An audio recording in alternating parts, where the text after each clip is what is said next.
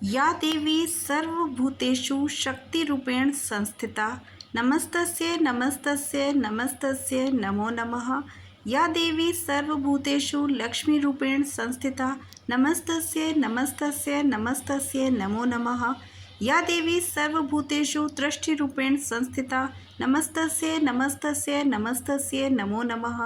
या देवी सर्वभूतेषु मातृरूपेण संस्थिता नमस्तस्यै नमस्तस्यै नमस्तस्यै नमो नमः।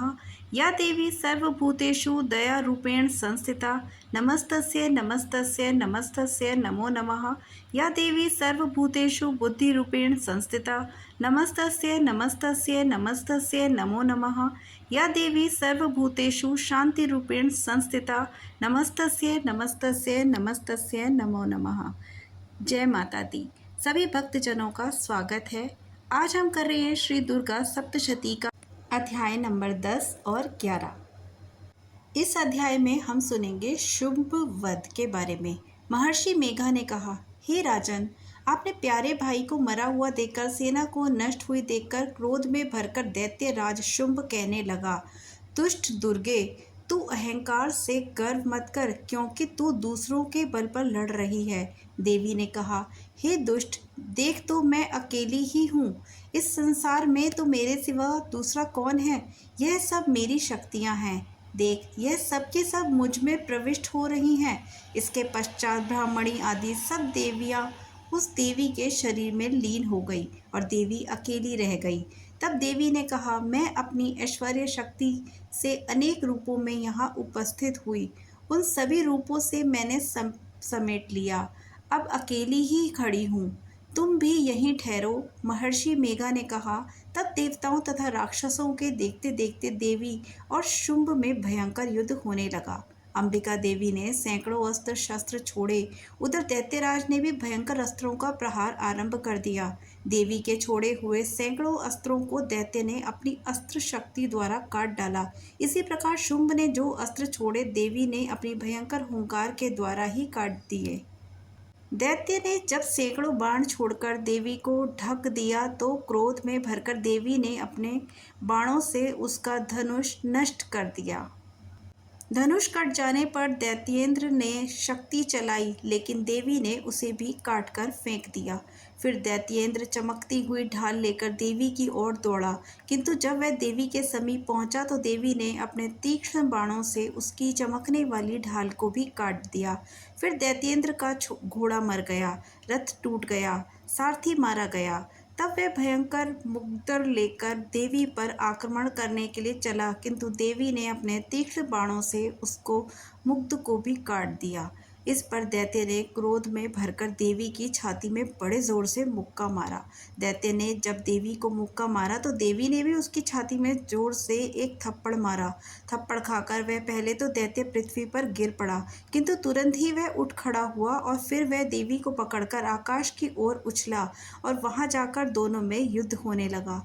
यह युद्ध ऋषियों और देवताओं को आश्चर्य में डालने वाला था। देवी आकाश में दैत्य के साथ बहुत देर तक युद्ध करती रही। फिर देवी ने उसे आकाश में घुमाकर पृथ्वी पर गिरा दिया।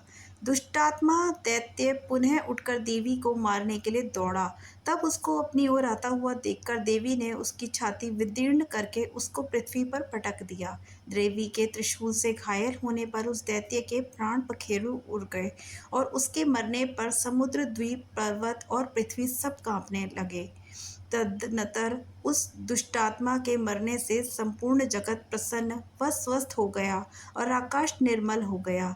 पहले जो उत्पात सूचक मेघ और उत्पात काल हुआ करते थे, वह सब शांत हो गए। उसके मारे जाने पर नदियां अपने ठीक मार्ग से बहने लगी। संपूर्ण देवताओं का हृदय हर्ष से भर गया और गंधर्वियां सुंदर गान गाने लगी। गंधर्व बाजे बजाने लगे और अप्सराएं नाचने लगी। पवित्र वायु बहने लगी। सूर्य की कांति स्वच्छ हो गई। यक्षशालाओं की बुझी हुई अग्नि अपने आप प्रज्वलित हो उठी और चारों दिशाओं में शांति फैल गई। जय माता काली की। इतना ही था 10वां अध्याय। अगला अध्याय है 11वां। चलिए प्रारंभ करते हैं। इसमें है देवताओं द्वारा देवी की स्तुति तथा देवी द्वारा देवताओं को वरदान। महर्षि मेघा कहते हैं, दैत्य के मारे जाने पर इंद्रादि देवता अग्नि को आगे करके कात्यायनी देवी की स्तुति करने लगे। उस समय अभीष्ट की प्राप्ति के कारण उनके मुख खिले हुए थे।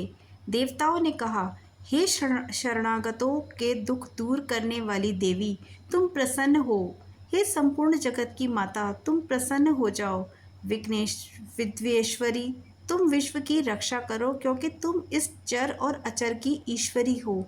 हे देवी, संपूर्ण जगत की आधार तुम हो, क्योंकि तुम पृथ्वी रूप में भी स्थित हो और अत्यंत पराक्रम देवी हो। तुम विष्णु की शक्ति हो और विश्व की बीज परम माया हो, और तुमने ही इस संपूर्ण जगत को मोहित कर रखा है।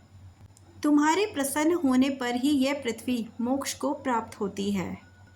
हे देवी, संपूर्ण विद्याएं तुम्हारे ही भिन्न भिन्न स्वरूप हैं। इस जगत में जितनी स्त्रियां हैं वह सब तुम्हारी ही मूर्तियां हैं। एकमात्र तुमने ही इस जगत को व्याप्त कर रखा है। तुम्हारी स्तुति किस प्रकार हो सकती है, क्योंकि तुम परम बुद्धि रूप हो और तुम संपूर्ण प्राणी रूप स्वर्ग और मुक्ति देने वाली हो। अतः इसी रूप में तुम्हारी स्तुति की गई है। तुम्हारी स्तुति के लिए इससे बढ़कर और क्या युक्तियां हो सकती हैं। संपूर्ण जनों के हृदय में बुद्धि रूप होकर निवास करने वाली, स्वर्ग और मोक्ष प्रदान करने वाली, हे नारायणी देवी, तुमको नमस्कार है।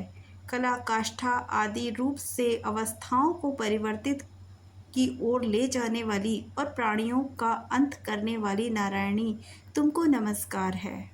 हे नारायणी, संपूर्ण मंगलों और मंगल रूप वाली, हे शिवे, हे संपूर्ण प्रयोजनों को सिद्ध करने वाली, हे शरणागत वत्सला, तीन नेत्रों वाली गौरी, तुमको नमस्कार है। सृष्टि, स्थिति तथा संहारक की शक्त भूता, सनातनी देवी, गुणों का आधार तथा सर्व सुखमयी नारायणी, तुमको नमस्कार है। हे शरण में आए हुए शरणागतों, दीन दुखियों की रक्षा करने में तत्पर, संपूर्ण पीड़ाओं को हरने वाली नारायणी, तुमको नमस्कार है। हे नारायणी, तुम ब्राह्मणी का रूप धारण करके हंसों के जुते हुए विमान पर बैठती हो तथा कुश से आमंत्रित जल छिड़कती रहती हो, तुम्हें नमस्कार है। महेश्वरी रूप से तुम त्रिशूल, चंद्रमा और सर्पों को धारण करने वाली हो। महावृषभ वाहन वाली नारायणी, तुम्हें नमस्कार है। मोरों तथा मुकुष्टों से घिरी रहने वाली, महाशक्ति को धारण करने वाली, हे कौमारी रूप धारिणी निष्पाप नारायणी, तुम्हें नमस्कार है। हे शंख, चक्र, गदा, फर, श्रांग, धनुष रूप आयुधों को धारण करने वाली वैष्णवी शक्ति रूपा नारायणी, तुम्हें हम सब पर तुम प्रसन्न हो जाओ, तुम्हें नमस्कार है। हे दांतों पर पृथ्वी धारण करने वाली, वारय रूपिणी कल्याणमयी नारायणी, तुम्हें नमस्कार है। हे उग्र नरसिंह रूप से दैत्यों को मारने वाली, त्रिभुवन की रक्षा में संलग्न रहने वाली नारायणी, तुम्हें नमस्कार है। हे मस्तक पर किरीट और हाथ में महावज्र धारण करने वाली, सहस्र नेत्रों के कारण उज्ज्वल, वत्रासुर के प्राण हरने वाली इंद्रिय शक्ति है नारायणी, तुम्हें नमस्कार है। हे शिवदूती स्वरूप से दैत्यों के महामद को नष्ट करने वाली, हे घोर रूप वाली, हे महाशब्द वाली, हे नारायणी, तुम्हें नमस्कार है। दाढ़ों के कारण विकराल मुख वाली, मुंडमाला से विभूषित मुंडमर्दिनी चामुंडा रूपा नारायणी, तुम्हें नमस्कार है। हे लक्ष्मी, लज्जा, महाविद्या, श्रद्धा, पुष्टि, स्वधा, ध्रुवा, महारात्रि तथा महाविद्या स्वरूपा नारायणी, तुमको नमस्कार है। हे मेघा, सरस्वती, सर्वोत्कृष्ट ऐश्वर्य रूपी पार्वती, महाकाली, नियंता तथा ईश्वर रूपी नारायणी, तुम्हें नमस्कार है। हे सर्वरूप सुरेश्वरी, सर्वशक्ति युक्त देवी, हमारी भय से रक्षा करो, तुम्हें नमस्कार है।